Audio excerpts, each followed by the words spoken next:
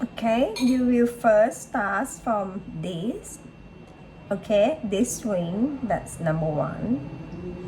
Then you tilt the other side, this ring, number 2.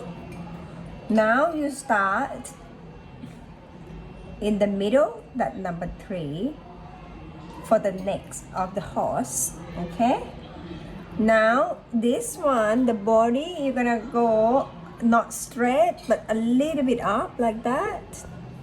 That's gonna be number 4. Okay, and the land not too big, just like that, number 5. Then you're gonna draw the tail first, number 6. Go to the back leg, the second one. Now the front leg. Okay, and this is gonna be the last part. Drop the foam here, draw and go down like this, and a little bit curve and go up, make the heart. Okay, and will you finish with this one?